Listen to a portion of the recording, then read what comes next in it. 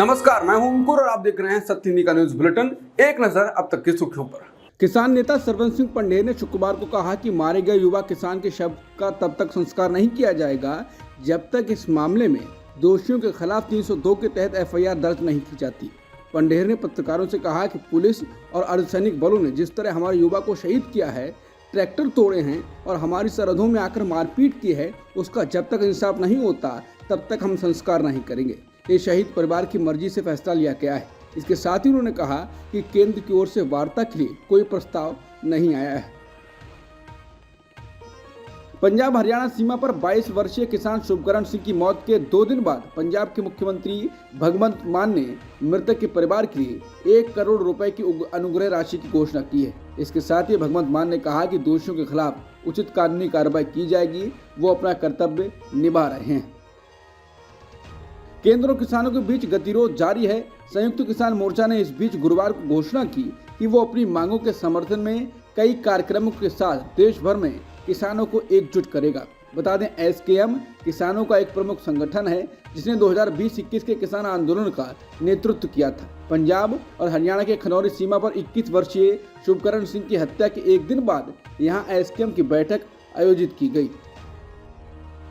संयुक्त किसान मोर्चा फिर से एक्शन में आ गया है। संगठन ने गुरुवार को 6 सदस्यों की एक समिति बनाई है जो इससे पहले हुए किसान आंदोलन में उतरने वाले संगठनों से चर्चा कर बीते दिनों विरोध प्रदर्शन कर रहे किसानों की मांगों को लेकर एक एक्शन प्लान बनाएगी। इस समिति में हन्नान मुल्ला, जोगिंदर सिंह उग्रहा, बलबीर सिंह राजेवाल, युद्धवीर सिंह, दर्शन पाल और रामेंद्र पटियाला शामिल हैं। जय किसान आंदोलन के राष्ट्रीय संयोजक अभिक साहा ने बताया, हमने समिति के सदस्यों पर यह छोड़ा है कि वो उन सभी किसान संगठनों से चर्चा करें जो पहले संयुक्त किसान मोर्चा का हिस्सा थे और उन्हें एक साथ लेकर आएं।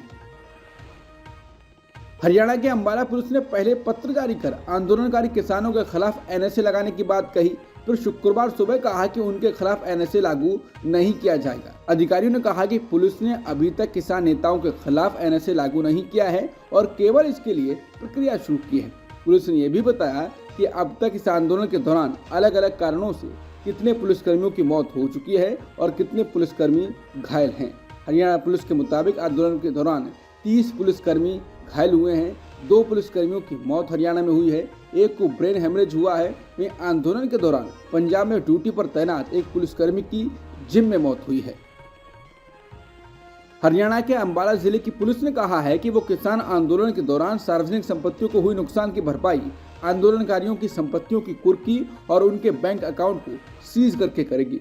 गुरुवार देर रात को अंबाला पुलिस ने बयान जारी कर बताया, शंभू बॉर्डर पर किसान संगठनों के दिल्ली कूच को लेकर बैरिकेड तोड़ने के हर प्रयास किए जा रहे हैं। पुलिस पर पत्थरबाजी और हुड़दंगबाजी करके कानून व्यवस्था को तोड़ने की कोशिश की जा रही है। आंदोलनकारियों द्वारा सरकारी और निजी संपत्तियों को किए नुकसान का आकलन किया जा रहा है। प्रशासन ने पहले ही सतर्क किया था कि आंदोलन के दौरान सरकारी निजी संपत्तियों को हुए नुकसान की भरपाई आंदोलन करने वालों को संपत्ति और बैंक अकाउंट को सीज करके की जाएगी। हरियाणा विधानसभा में बतौर वित्त मंत्री मुख्यमंत्री मनोहर लाल खट्टर ने दूसरे कार्यकाल का अंतिम बजट आज पेश किया। बजट पेश करते हुए मुख्यमंत्री सीएम खट्टर ने किसानों के लिए फसली कर्ज पर ब्याज और जुर्माने की माफी की घोषणा की। उन्होंने कहा कि किसान राज्य की अर्थव्यवस्था की रीढ़ है। हमारे किसानों की कड़ी मेहनत और परिश्रम के कारण हरियाणा राष्ट्रीय खाद्य सुरक्षा सुनिश्चित करने में प्रमुख योगदान देता है। उन्होंने कहा कि मैं 30 सितंबर 2023 तक लिए गए फसली कर्ज पर 31 मई 2024 तक मूलधन का भुगतान करने पर ब्याज और जुर्माने की माफी की घोषणा करता हूं। उन्होंने कहा कि जो डिफॉल्टर हैं उन किसानों की संख्या भी इस समय 5,47,900 है। इनका मूलधन तो 2,140 करोड़ रुपए है, लेकिन उनके ऊपर ब्याज और जुर्माने का बकाया इस समय 1739 करोड़ रुपए हो गया है। इनको मैं 1739 करोड़ रुपए की छूट की घोषणा करता हूं। प्रधानमंत्री मोदी अपने संसदीय क्षेत्र वाराणसी के दौरे पर हैं। उन्होंने कांग्रेस नेता राहुल गांधी के बयानों पर कहा कि जिनके अपने होश ठिकाने नहीं हैं वो यूपी के मेरे काशी के बच्चों को नछेड़ी कह रहे हैं। अरे घोर परिवारवादियों, यूपी का युवा तो विकसित यूपी बनाने में लगा हुआ है। पीएम ने कहा कि इंडिया गठबंधन द्वारा यूपी के नौजवानों का अपमान कभी नहीं भूला जाएगा। इनकी बौखलाहट का एक और भी कारण है कि इनको काशी और अयोध्या का नया स्वरूप बिल्कुल पसंद नहीं आ रहा है।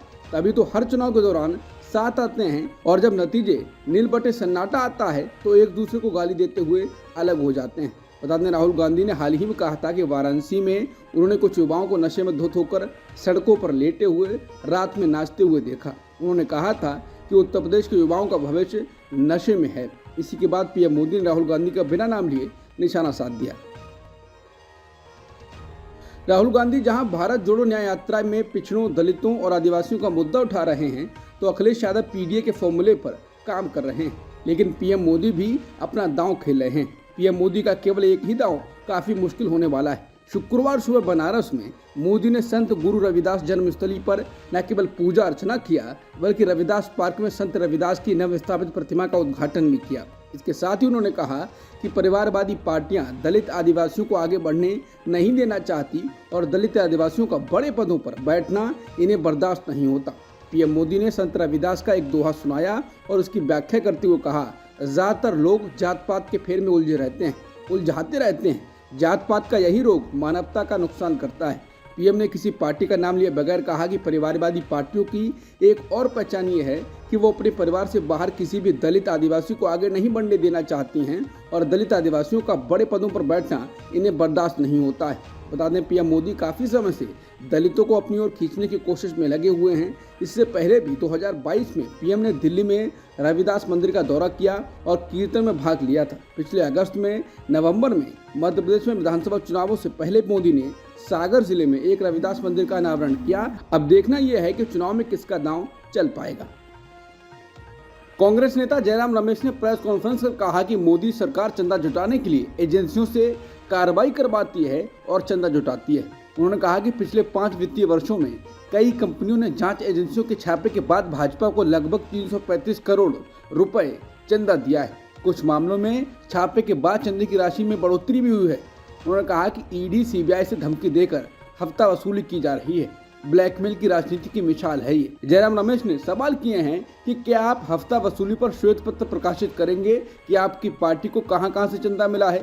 दूसरा, अगर आप दावा करते हैं कि आपका फाइनेंसिंग पारदर्शिता से होता है, अगर ये बात सही है तो चुनाव आयोग की वेबसाइट से जानकारी ली गई है, क्या आप खंडन करेंगे उसका कि इसके खिलाफ कार्रवाई हुई, उससे चंदा नहीं मिला। अगर आपकी नीयत साफ है, क्या आप सुप्रीम कोर्ट के द्वारा मॉनिटर्ड जांच को स्वीकार करेंगे।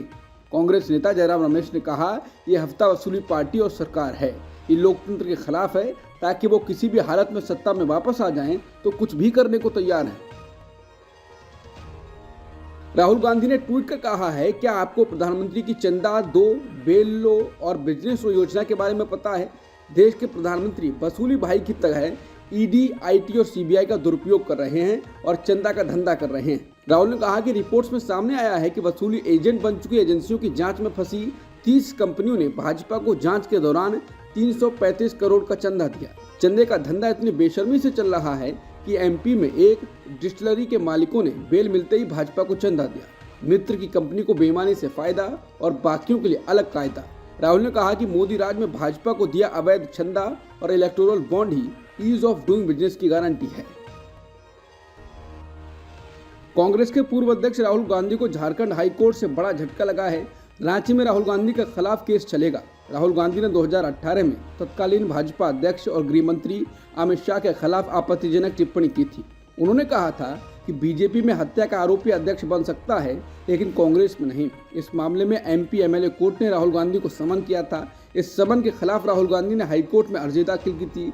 राहुल गांधी की याचिका को हाईकोर्ट ने रिजेक्ट कर दिया है। राहुल गांधी के खिलाफ रांची की निचली अदालत में ट्रायल चलता रहेगा। पश्चिम बंगाल के भाजपा नेता सब्यसाची घोष को हावड़ा में वेश्यावृत्ति रैकेट चलाने के आरोप में शुक्रवार को गिरफ्तार किया गया। ये मामला संदेशखाली को लेकर टीएमसी के खिलाफ बीजेपी के जोरदार हमले के बीच आया है, जहां कई महिलाओं ने तृणमूल के ताकतवर नेता शेख शाहजहां और उनके सहयोगियों पर जमीन हड़पने और यौन उत्पीड़न का आरोप लगाया है। बीजेपी पर हमला तेज करते हुए टीएमसी ने आरोप लगाया कि बंगाल पुलिस ने एक वेश्यावृत्ति रैकेट का भंडाफोड़ किया है, जो हावड़ा में सब्यसाची घोष के होटल में चल रहा था। टीएमसी ने भाजपा पर महिलाओं को दलालों को बेचने का आरोप लगाया। ईडी ने हिंसा प्रभावित संदेशखाली गांव में जमीन कब्जा करने के आरोप में टीएमसी नेता शाहजहां शेख के खिलाफ एक नया मामला दर्ज किया है। केंद्रीय जांच एजेंसी की कई टीमों ने उनसे जुड़े स्थानों पर तलाशी ली। इससे एक दिन पहले संदेशखाली में फिर से तनाव फैल गया था, जब निवासियों के एक समूह ने ताजा विरोध प्रदर्शन किया था और कथित तौर पर एक मत्स्य पालन के गार्ड रूम में आग लगा दी थी, जिसके बारे में उनका दावा था कि ये स्थानीय टीएमसी नेताओं द्वारा हड़प ली गई जमीन पर बनाया गया था। घटना के बाद प्रशासन ने संदेशखाली की 5 ग्राम पंचायतों के तहत 9 क्षेत्रों में सीआरपीसी की धारा 144 के तहत निषेधाज्ञा लागू कर दी। प्रधानमंत्री मोदी अपने आधिकारिक कार्यक्रम के तहत 1 और 2 मार्च को पश्चिम बंगाल में रहेंगे और उनके 6 मार्च को उत्तर 24 परगना जिले में एक महिला रैली को संबोधित करने की उम्मीद है, जहां शांत संदेशखाली स्थित है। लोकसभा चुनाव से पहले मोदी की यात्राएं भाजपा और राज्य की सत्तारूढ़ टीएमसी के बीच एक तगड़े विवाद के बीच हो रही हैं। उत्तर प्रदेश में कांस्टेबल भर्ती परीक्षा में पेपर लीक के आरोपों को लेकर अभ्यर्थियों ने शुक्रवार को प्रदर्शन किया। सैकड़ों अभ्यर्थी लखनऊ स्थित इको गार्डन पहुंचे। वहां उन्होंने आरोप लगाया कि पुलिस भर्ती के पेपर लीक हो गए थे। ये सभी छात्र हाथों में होर्डिंग और बैनर लिए हुए थे। इन पर यूपी पुलिस परीक्षा दोबारा कराने की मांग की गई थी। इनका कहना था कि छात्रों के भविष्य के साथ अन्याय हुआ है। पेपर लीक केवल एक जगह नहीं बल्कि कई जगह हुआ है, इसलिए ये एग्जाम फिर से करवाया जाए। वहीं यूपी कांग्रेस ने कहा है कि एक पेपर लीक होने से सिर्फ एक साल बर्बाद नहीं होता, लाखों करोड़ों युवाओं की जिंदगी बर्बादी की कगार पर खड़ी हो जाती है, जो सालों से इन नौकरियों के लिए दिन रात मेहनत करते हैं। युवाओं के साथ ये अन्याय कब तक होगा? यूपी में प्रतियोगी परीक्षा लीक के मामले थमने का नाम नहीं ले रहे हैं। बीते दिनों प्रदेश में 2 प्रतियोगी परीक्षाएं आयोजित की गई। इसमें समीक्षा अधिकारी, सहायक समीक्षा अधिकारी यानी आरओ, एआरओ और पुलिस की सिपाही भर्ती शामिल थी। दोनों ही परीक्षाओं के पेपर लीक होने के मामले सामने आए। इसको लेकर अभ्यर्थियों में रोष है और वो कई जगहों पर प्रदर्शन कर रहे हैं और परीक्षा रद्द करने के बाद दोबारा कराने की मांग कर रहे हैं। यूपी के कई जिलों में अभ्यर्थियों ने सड़कों पर उतरकर प्रदर्शन किया है। आरओ एआरओ परीक्षा के लीक के मामले में शुक्रवार को प्रयागराज स्थित लोक सेवा आयोग के सामने अभ्यर्थियों का रैला उमड़ पड़ा। हजारों की संख्या में मौजूद अभ्यर्थियों ने आयोग के बाहर सड़कों पर बैठकर प्रदर्शन किया और योगी सरकार के खिलाफ अपना रोष प्रकट किया और ताली बजाकर विरोध जताया। सुप्रीम कोर्ट के पूर्व जज जस्टिस के.एम. जोसेफ ने धर्मनिरपेक्षता के सिद्धांत के महत्व पर जोर देते हुए कहा, ये लोकतंत्र में अनिवार्य है। संविधान से धर्मनिरपेक्षता के संदर्भ को हटाने के लिए कुछ हलकों से की जा रही मांग का जिक्र करते हुए जस्टिस जोसेफ ने कहा, इस शब्द के बिना भी भारतीय संविधान में स्वाभाविक रूप से धर्मनिरपेक्ष विशेषताएं हैं। उन्होंने आगे कहा, लोकतंत्र में धर्मनिरपेक्षता बिल्कुल अपरिहार्य है। यदि कोई सरकार प्रस्तावना से धर्मनिरपेक्षता हटाती है तो ये लोकतंत्र की मृत्यु की घंटी होगी। उन्होंने कहा कि धर्मनिरपेक्षता के बिना इतने सारे धर्मों, भाषाओं, बोलियों और संस्कृतियों वाले देश में हम अपने देश के मूल लोकाचार को खो देंगे।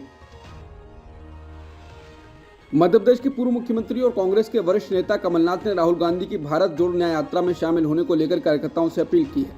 सोशल मीडिया प्लेटफॉर्म एक्स पर उन्होंने लिखा है कि मध्य प्रदेश की जनता और कांग्रेस के कार्यकर्ता राहुल गांधी की भारत जोड़ो न्याय यात्रा के लिए उत्साहित हैं।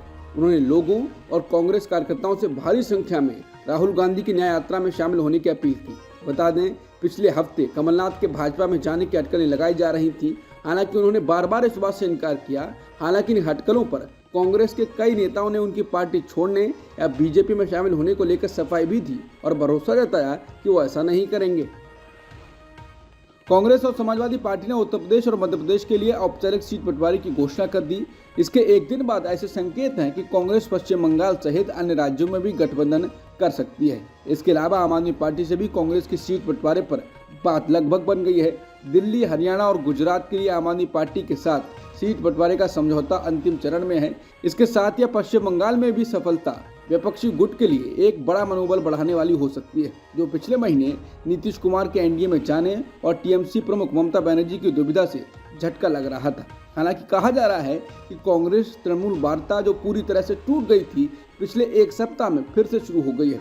इसके अलावा बिहार में भी इंडिया ब्लॉक के सहयोगियों के बीच सीटों का बंटवारा जल्द ही होने की उम्मीद है। आगामी लोकसभा चुनाव को लेकर विपक्षी गठबंधन इंडिया ब्लॉक में सीट शेयरिंग को लेकर सहमति बनने लगी है। यूपी के बाद अब महाराष्ट्र में भी महाविकास आघाड़ी में शामिल दल भी फॉर्मूले पर आगे बढ़ गए हैं। जल्द ही सीट शेयरिंग के साझा प्लान का ऐलान किया जा सकता है। कांग्रेस नेता राहुल गांधी खुद अन्य पार्टियों के नेताओं से बात कर रहे हैं। सूत्रों का कहना है कि गुरुवार को कांग्रेस नेता राहुल गांधी और उद्धव ठाकरे के बीच फोन पर सीट बंटवारे को लेकर चर्चा हुई है। इस बातचीत के जल्द पॉजिटिव नतीजे देखने को मिलेंगे। एक दिन पहले राहुल गांधी ने शरद पवार से भी फोन पर बातचीत की थी और सीट शेयरिंग पर जल्द सहमति बनाने का आग्रह किया था। कांग्रेस नेता जयराम रमेश ने किसानों के मुद्दे पर भी सरकार को घेरा।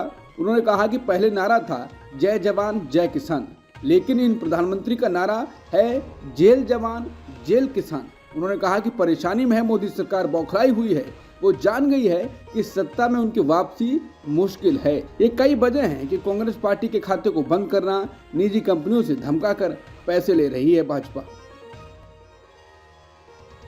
आम आदमी पार्टी ने कहा है कि खबर है कि आने वाले 2 से 3 दिनों में अरविंद केजरीवाल को गिरफ्तार किया जाएगा। आपने कहा कि जैसे ही इंडिया अलायंस में सहमति हो गई, कांग्रेस और आप में सहमति बन गई है, अचानक 2 बातें हुई। पहला, पुख्ता सूत्रों से पता चला कि ईडी ही नहीं, सीबीआई भी अरविंद केजरीवाल को अरेस्ट करने को कदम बढ़ा रही है। दूसरा, यहां तक जानकारी है कि सीआरपीसी 41A का नोटिस आजकल में केजरीवाल जी को भेज दिया जाएगा। चुनाव आयोग ने नेशनलिस्ट कांग्रेस पार्टी शरद चंद्र पवार या एनसीपी शरद चंद्र पवार को नया चुनाव चिन्ह आवंटित कर दिया है। गुरुवार को मिले इस चुनाव चिन्ह में तुरहा बजाता हुआ आदमी दिख रहा है। चुनाव आयोग से ये मिलने के बाद अब एनसीपी शरद चंद्र पवार का चुनाव चिन्ह तुरहा बजाता आदमी ही होगा। मराठी भाषा में इसे तुतारी कहा जाता है। इसी के साथ पार्टी अब लोकसभा चुनाव में उतरेगी। आयोग की ओर से चुनाव चिन्ह देने पर शरद पवार ने इसका स्वागत करते हुए कहा है कि हमारे लिए गर्व की बात है। भारत और इंग्लैंड के बीच 5 मैचों की मौजूदा टेस्ट सीरीज का चौथा मैच रांची में खेला जा रहा है। शुक्रवार को मैच के पहले दिन खेल समाप्त होने तक इंग्लैंड ने 7 विकेट के नुकसान पर 302 रन बनाए। इंग्लैंड के बल्लेबाजों रूट ने शतक लगाया और 226 गेंदों का सामना कर 9 चौकों की मदद से 106 रन बनाकर नाबाद रहे। डेब्यू कर रहे भारतीय गेंदबाज आकाशदीप ने अपने जोरदार प्रदर्शन से इंग्लैंड के शुरुआती 3 बल्लेबाजों को कुल 57 रनों के स्कोर पर ही पवेलियन लौटा दिया।